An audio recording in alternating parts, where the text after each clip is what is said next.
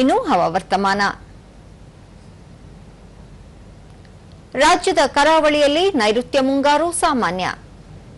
ಕರಾವಳಿಯ ಬಹುತೇಕ ಕಡೆ, ದಕ್ಷಿಣ ಒಳನಾಡಿನ ಅಲ್ಲಲ್ಲಿ ಹಾಗೂ ದಕ್ಷಿಣ ಒಳನಾಡಿನ ಕೆಲ ಪ್ರದೇಶಗಳಲ್ಲಿ ಮಳೆಯಾಗಿದೆ.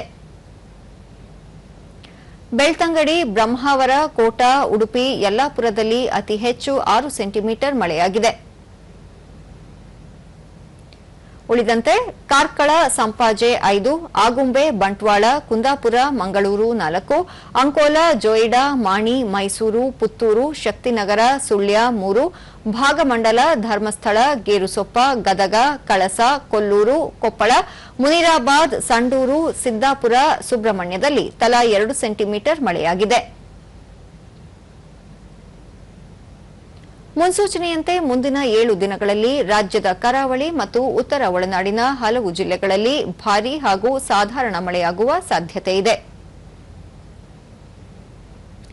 ಬೆಂಗಳೂರು ಹಾಗೂ ಸುತ್ತಮುತ್ತ ಸಾಮಾನ್ಯ ಮೋಡ ಕವಿದ ವಾತಾವರಣ, ಹಗುರ ಗುಡುಗು ಸಹಿತ ಮಳೆ ಸಾಧ್ಯತೆ. ಗರಿಷ್ಠ 30, ಕನಿಷ್ಠ 21 ಡಿಗ್ರಿ ಸೆಲ್ಸಿಯಸ್ ತಾಪಮಾನ ದಾಖಲು ಸಂಭವ.